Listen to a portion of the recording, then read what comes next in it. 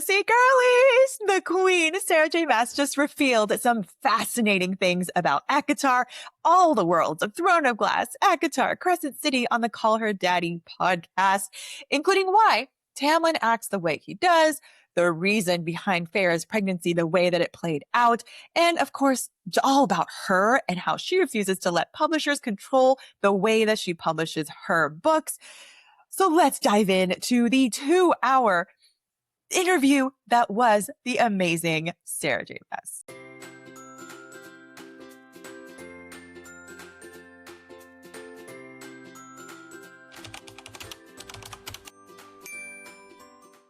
There were so many things that were covered, but I am so grateful that we get to see Sarah herself and not just ask all the questions about the books, but we get such a different perspective based on how she filled us in on her thought process and how she reflected herself in all these different characters that she writes.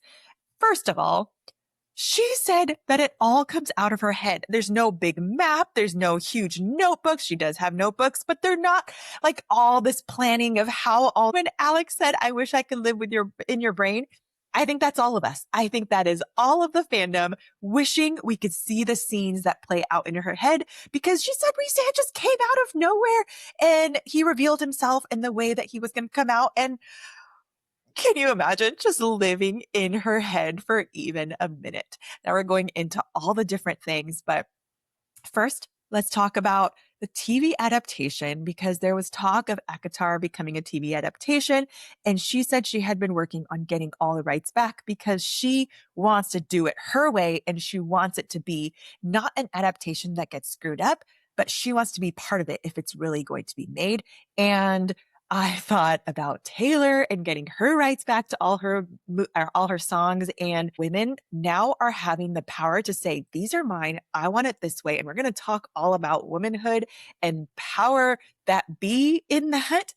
But I love it, Sarah. And if it gets made, whenever that is, because she's working on all the books first, I will be there. She has also said there's no right Reese, and I wonder if you all have fan casted people in this, because I also have a hard time with fan casting. That's not my strength, but some of you are really, really good at this stuff, and there are book series that I'm scared for them to become adaptations, because I'm like, just the visualization might be very different from what I have and other people have. She also talked about the books that are coming, ACOTAR 6, 7, and 8, which I'm going to take wagers on when people think those are and how big you think those books are going to be. Because ACOTAR 6, she said this is a 4-part saga, how she wrote it, okay? And she didn't really say who is going to be in them or what POV. All she said was that she was surprised about what was coming out and whose POVs. And she also pleaded the fifth on a lot of the things that were asked, understandably, because I think they would just be huge spoilers, right? And we all just want to theorize on all the different things. But she said part 1 is October 27th of 2026. So that is coming up quick from the time that we are talking about this right now, and it's March. So of course, I think I'm going to try to reread. I don't know if I can reread all of it. There's all of them up there, but I don't know if we can reread all of those, but we're going to go through them together. So if you want to be in the reading club with me and we just want to comment together, let's do that. But that's part 1. And I think it's probably going to be like the 400, 500 pages, like on the bigger side, but not gigantic, like Kingdom of Ash. But part 2 and 3 are going to be in the second book. She said it's like part 1, then part 2 and 3 are going to be this monstrosity. So that I think is going to be at least Kingdom of Ash. Like all the Crescent City books are gigantic, right? So I would not be surprised if all 3 of them were that big. But she made it sound like part 1 was not as big, and part 2 and 3, which makes it sound like, okay, that's going to be double. So I think it's like maybe 500 pages, 1,000 pages, and then maybe the part 4, whenever that is going to come. I'm going to wager that it comes within 2027. So we're going to have this 4-parter finished within 2027, even though she's still writing it. But the way that she made it sound like she wanted to get this in the hands of her readers, despite what publishers might want, because publishers want, like a year apart, or at least, a certain amount of time apart. But she's like, no, I'm doing it my way. These are meant to be read together. So she is going to do what brings her joy in releasing her books, as well as what would bring her readership and fandom joy. And I love that. Thank you, Sarah. And that's why I think 2027, like she said, all of this is pouring out. And she said something just like came together all beautifully, magically, like a divine work. So I think it's there. She's just putting it down, but I'm going to go with 2027. If you have dates or you think it's absolutely not going to happen in 2027, you let me know in the comments. Let's talk about it. But I would be really excited to have this full version of what has been in her head by 2027. And I am so glad that she got this time because we got a glimpse into her life and her journey throughout all of these books. But she had a rough time and had to get back in the right space of writing with joy and being like fine with the success, redefining success for herself to write these books.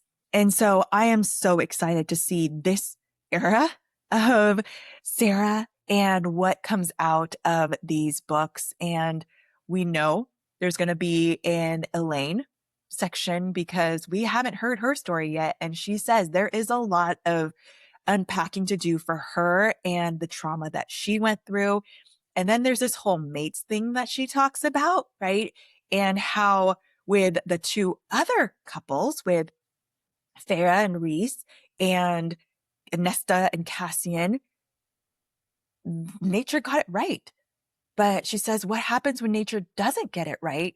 And this is kind of the freedom or the discovering what happens. And I'm excited to see that and see that unfold. And I've seen how she processed now through her eyes. I'm going to call them Sarah eyes. Now I've seen how it has worked and how she has developed people and characters through the things that she has experienced. And so I am really excited to see what this might look like for Elaine and for more, because there were questions, the quickfire questions. She talked about more and her power being truth, but there is more to that, no pun intended. So I think we're going to see her point of view, but I think we're also going to get to see Farah in her mom era and Reese in his dad era, which is going to be really exciting, and uncle and aunt's era, right? So they just become different people. And I'm totally getting ahead of myself, but I love the fact that she talked about womanhood and motherhood, and that becoming a mother changes you to the core, but you're stronger because of it. Motherhood does not make you weak. Motherhood does not make you less than. It makes you stronger than whatever you have known, and you become a completely different person that is amazing. I wholeheartedly agree with that, and I'm going to come full circle back to that in a while. But I love that. And I am so excited to see this epic story unfold. And I'm excited to see Lucian and discover more of his story and all of the different things that I still have and I am hoping for these characters. So it's excited with me. Now, if we go back to the beginning of her writing journey and her as a teenager, writing Throne of Glass, this amazing book right here, she wrote when she was 16, or she was starting to. And she knew from a very young age, like what she wanted to do. And that she said she was the kind of alien child, right? Because her parents were lovingly, she termed them intellectual snobs. And she was very much different from that. Everybody was reading, the reputable, quote unquote, reputable newspapers and books and all the things. And she loved all the gossip and the fantasy and all the different things that people might not see or acknowledge as, the better reading or whatnot. But she knew, and she thought, okay, maybe I should go get an MFA. And the person that she said she wanted to write fantasy to, the teacher, the professor, scoffed at her or laughed at her, went, "Pfft." And she said, I'll sign my books for you someday, right? And for her to have that feeling of confidence and not to be shaken to the core of like, oh my gosh, nobody believes in me. Like maybe I can't do this. And oh, it's so hard to get into this industry. And where she kept getting rejections from every single publisher except one, every single agent except one. She had told herself, if I could just get published by 90, that will be a success, right? And she had just one person believe in her. Well, beyond herself, right? Because she knew she could do this. And she went into these classes knowing like short stories and poetry are not her thing. And she wanted to pursue this fantasy and creative writing in that sense and learn about agents and learn about publishing and learn about all the industry stuff. But that was not available to her. But she went to go get it. And I admire that so much. And the tenacity just keep going, rejection after rejection after rejection. And now she can go back and be like, you didn't believe in me. One person did. They won by a landslide. And now she has this ability to say, this is what defines success for me, because this success that came for her in the deals and the fame and the all the accreditedness that came with her stories actually sent her in this spiral also of like panic attacks of what if this all comes down? What if all of this goes away? All the people talking about things that were good, but also things that were bad. It just comes with a lot of other stresses. And she talks about her journey and her struggle. And I don't want to get into that yet because we're getting to all the more personal, storylines that are embedded. But this is so powerful for her to share with her platform and to even the next generation, right? Of course, we all need to hear it, but the next generation is hearing, you are worthy of being noticed, of being valued, of going after your dreams and do what you love and create with joy. And we all need to hear that. So thank you, Sarah, for preaching that. And I think this is absolutely what we need to see because we gravitate toward her because her work has the female main characters that are not afraid. They're not afraid to believe in themselves.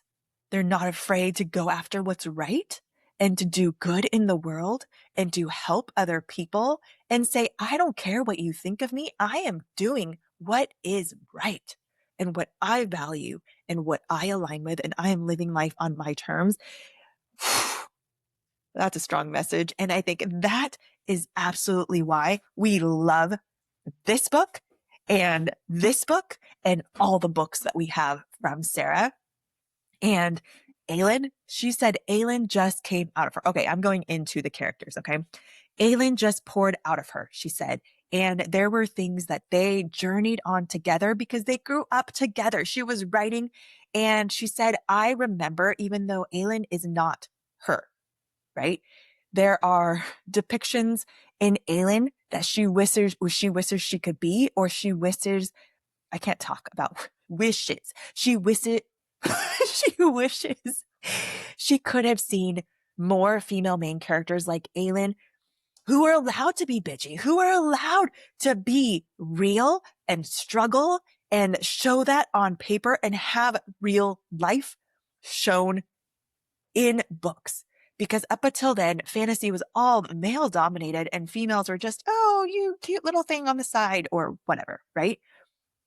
But she talks about periods and there's sex. We're coming back to that. And there's different romances and there's different relationships and struggles and overcoming fear and overcoming identity and all of these things that are such a core part of human life. And she says there's different scenes that she reads and she can remember exactly how she was inspired to feel that way. Like when she was in college and she was partying with her friends and she felt this light carefreeness of that time of just being with people that she loved and wanted to have fun with. And she wrote that into Feelings of Aelin, right? And there are different scenes throughout her life as she was growing up with Aelin that are in there. And I love that because there are so many characters that I absolutely loved. And she said Manon is just even more an extreme version of the I don't care what you think of me. I'm going to do and stand up for the things that I care about. And amazing. I love Manon. Yes, yes, yes, yes. And even at the end, when Alex said, okay, so women get in a fight, Bryce, Aelin, Feyre, Manon, I can't remember if she named anyone else, who's going to win? And she totally shut that down. She said, why are they going to fight? They're going to support each other. They're going to go get in and out and love each other, right? Amen to that, sister. Now let's get back to the smut part because she definitely got visibly right. People talk about her books and call it smut and try to devalue it. And haven't we all experienced that where they're like, oh, you're reading smut. Oh, it's just sex on a page or whatever. But her point, and my point also, is that yes, there is sex in these books. Yes, there is steam. Yes, there is spice. But it is all part of the plot. It's not just like porn on the page just for the purpose of sex, right? First of all, she made the point, sex is a part of real life. It's part of all of our lives. This is how we were born into this world. It is a reality. And we are allowed to experience pleasure and delight in this beautiful thing that does exist for our enjoyment. And that is a very real thing. Love is a very real thing. And if we are blessed enough to experience love and care and support, that is a beautiful thing that needs to be depicted here. And she talks about partnership too. And we're going to talk about this because any good relationship, and there are so many things about Tamlin and Reese that we're going to talk about, but relationships, right? We learn about these things. And she said, when people come up to her, it is not about the smut. Yes, we bond over it and say, hey, did you like that scene? Or like, oh my gosh, can you believe they did that thing or whatever? But that is not the thing that people come to talk to her about. People come to her and say, thank you so much for showing me what it looks like to have courage to leave a toxic relationship. Or thank you for showing me what it looks like to have a beautiful partnership.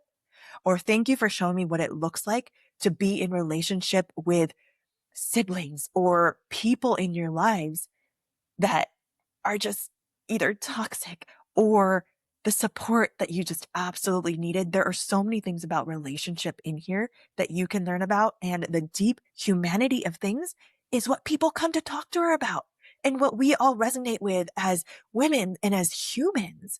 And the sex is just a part of that. And so for people to devalue or diminish or dismiss a piece of work, of writing, because there's sex in it, I'm probably preaching to the choir because all you hear are fans, but we've all seen it. And it's not just a writing thing. Women experience this all the freaking time. And we'll get to working moms in a bit too. But it is not any less because you read romance or because you read smut. You are not less than. You are not any less valued. Friends, you are amazing. And we can read whatever the heck we want. And thank you, Sarah, for making us feel seen and heard and cared for by saying this to such a huge audience with your platform. She also said people roll their eyes, especially at things that bring women joy. Ain't that the truth? And people diminish motherhood like, oh, I don't know why people think motherhood is so hard or like being a mom is a job or, whatever else. We've heard all the things. And there's a term working moms, but there really isn't a term working dads. And I don't think men, as much as some may try, they are never going to fully comprehend the level of stuff that we carry as working moms. And even if I try to visibilize things and, it's just something that is in our brains and our hearts and the way that at least I am wired. I'm not going to speak for women everywhere, but there are just things that I carry in a much heavier level, or I worry about things, or, I want to be at things. It's just a very different level, and men are just never going to understand the full capacity of it. But I hope that through her words, there's at least a little more acknowledgement towards that. Let's talk about Farah and her pregnancy, because there was a lot of discussion between people of her pregnancy and how it was handled and why is Reese okay versus Tamlin. So we're going to do the Reese Tamlin part in a bit. By the way, you can say Reese-and or Rice-and. You can say it any way. You have Sarah's permission to say it however you want to. But the way that she says it is Reese-and Reese, if you're shortening it, right? But her pregnancy, she said it mirrors her experience. And she was very clear to say she absolutely adores, is obsessed with her children, but pregnancy was something she hated. She was consumed with fear in the whole time. She was told how to be pregnant, essentially, was pricked and prodded. You can only gain this much weight.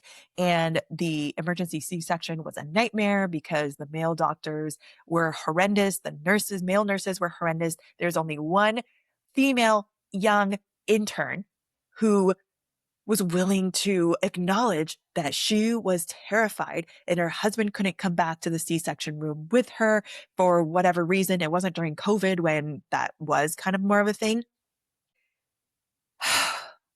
For that one girl to acknowledge her and hold her hand, I hope that she and Sarah find each other and they can bond over this, because kindness matters in this world. And to be able to show someone kindness and care, and now I'm just getting teared up because I remember when I was giving birth and with my first one, when I was terrified.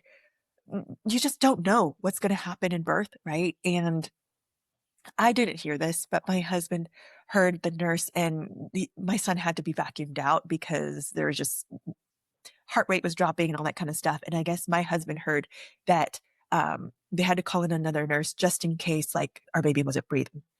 I didn't hear any of that, because I'm so glad, because I would have freaked out, right? But okay, no, for just one person to be that light and take care of Sarah when she needed a little bit of support goes a long way. And for the freaking doctor that was lazy and gave her a horrendous scar and cut in the way that she should not have and made the next doctor work with that, like, stop, stop, stop being lazy. Stop, like, worrying about yourself. Think about other people.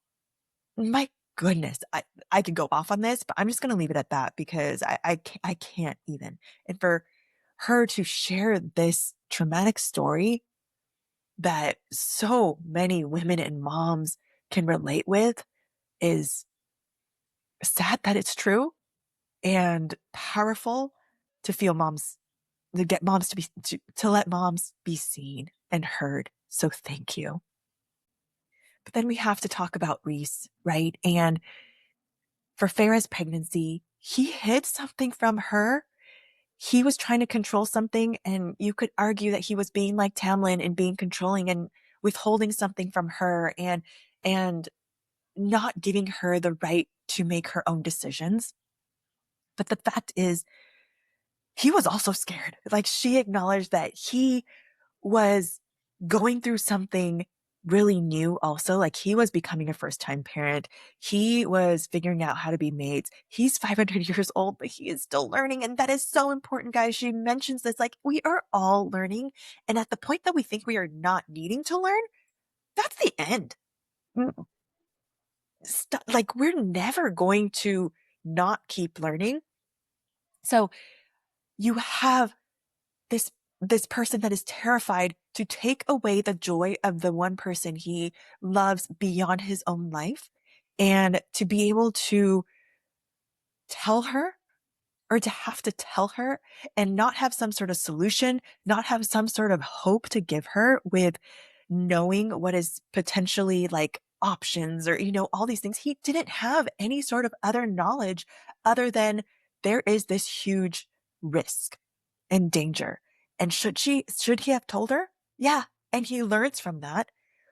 But absolutely understand the fear of taking away this huge joy. Like she was glowing. She was so excited. And I think this was also who Sarah wanted to be. She wanted to be Farah, where she was really excited about being pregnant and carrying this living being in her body and excited for the next stage.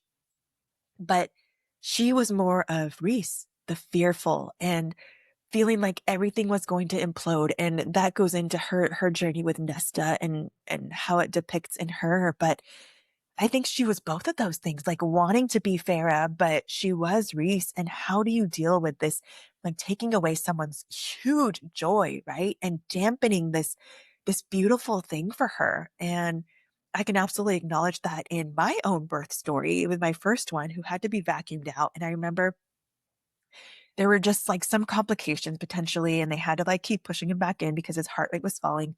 And they decided to vacuum him out. But my husband had overheard them saying, "Hey, bring an extra nurse because the baby might not be breathing." I did not hear that at all in my like pushing and in my like breathing and all the pain and stuff. And if I had heard that, or if I had seen my husband's like face or demeanor or whatever changed, and thank goodness he was in the room with me, right? Like because I had that luxury. But if I had heard that and there was nothing I could do about it, nothing my husband could do about it, nothing anybody could do about it at that point, right? Other than prepare for the worst. And I would not want him to tell me. I would not want him to tell me that because I could not do anything about it. I would just spiral and worry, and I don't know how I push differently or whatever, right? But I could absolutely resonate with Reese too. Now that I hear it, I'm now going to reread with all my Sarah glasses. That's what I'm going to call it, my Sarah goggles. But I'm going to reread this thing. If you're going to reread it, let me know. Maybe we can have a little book chat or, little updates as we go until October. But I get it now. I get it. And for all the people that were angry or for all the people that might have had different thoughts, I'd love to hear if this changes this for you. But then she also talks about motherhood and the fact that losing your powers or losing a part of you that was magic does not make you weaker. It does not take away your strength. It's actually quite the opposite. She has become the strongest person that she is because of motherhood. And I can absolutely say that about myself too, that I have become a different person after motherhood. But I am absolutely the most amazing version of me through all the ups and downs and learning and juggling all the things. And is it easy? No, absolutely not. But I have come out stronger for it. And I do love the person and the mother I have become. And so thank you. Thank you, Sarah, again, for using your voice to say moms are badass. And if you need stuff to get done, you go find a woman, go find a mom. We know how to get it done.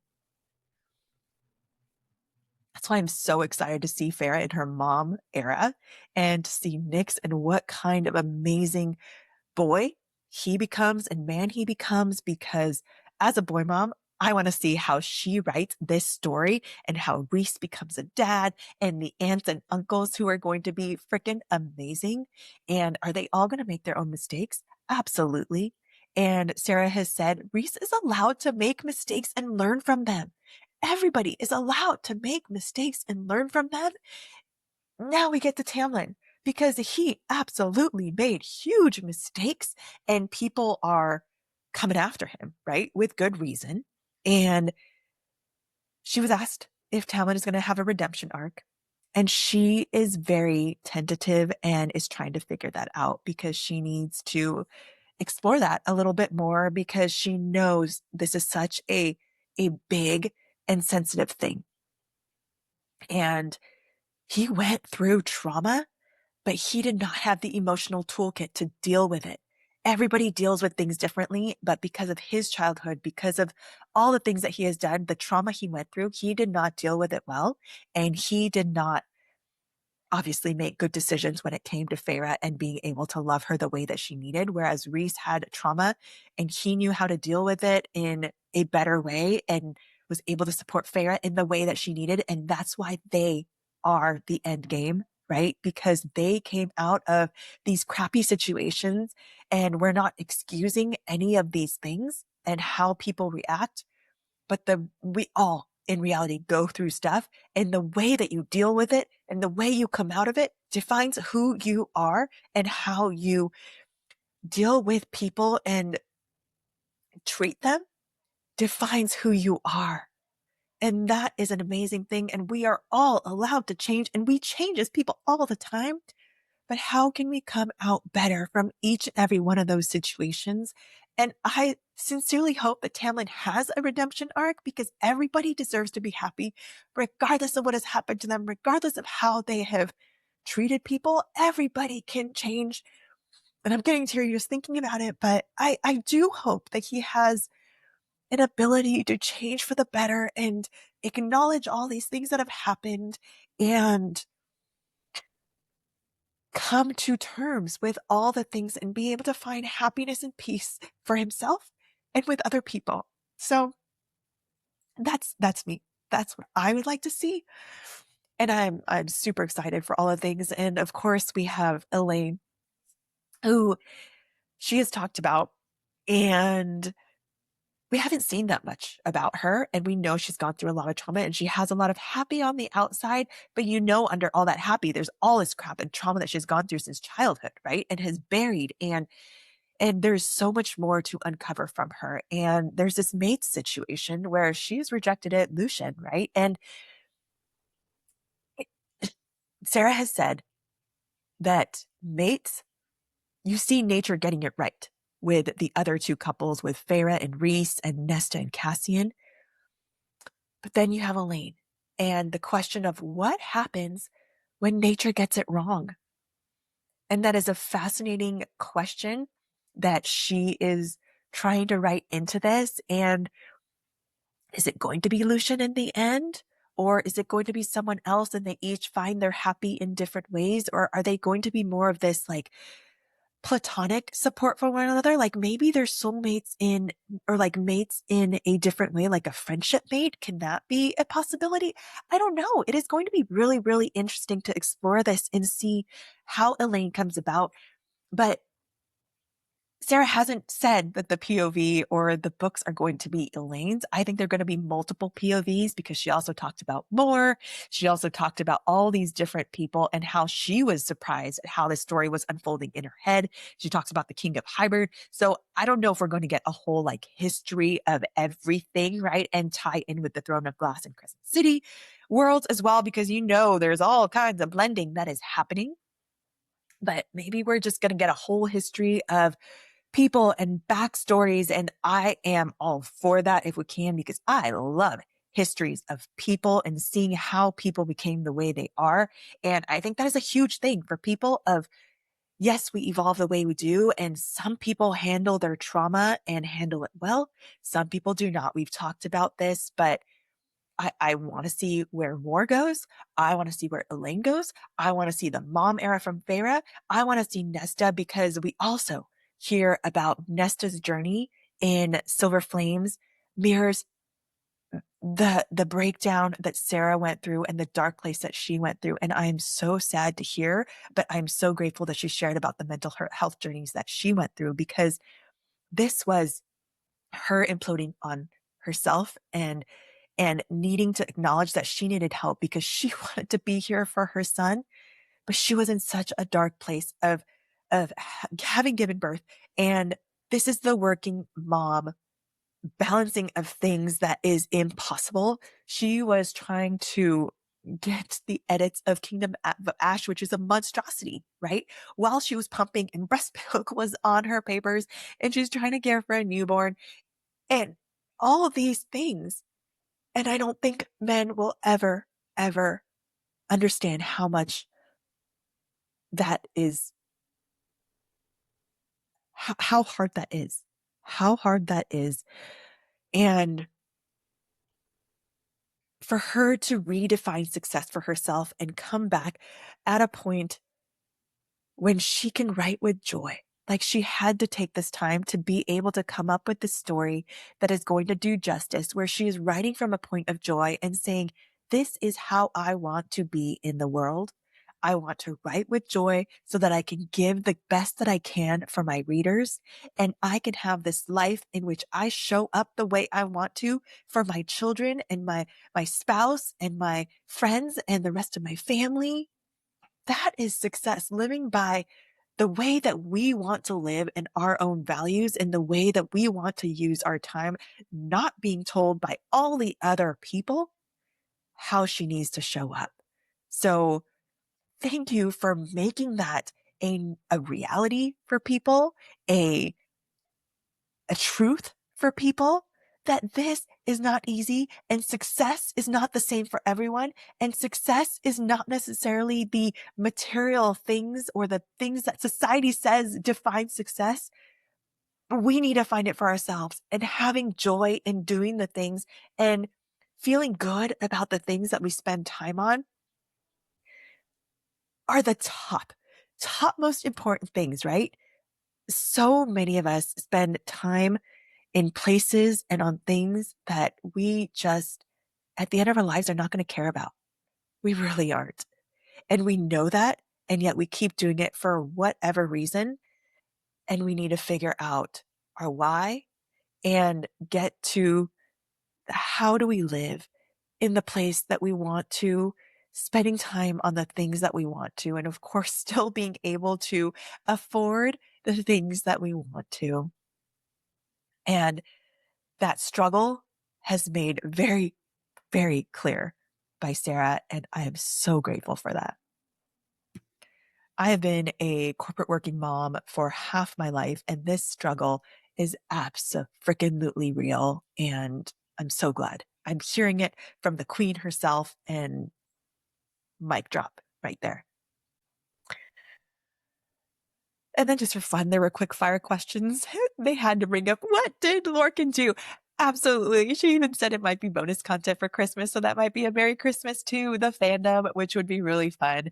There were a ton of other questions asked as well, but a lot of we'll find out. So I am so excited. But if you want to read Throne of Glass, head here because I have a how I would recommend reading it. Of course, there's a lot of different recommendations, but that is how I would read it. Comment how you are going to be reading back through or the things that you took away from this 2-hour fantastic, insightful interview. And I'll see you in the next video.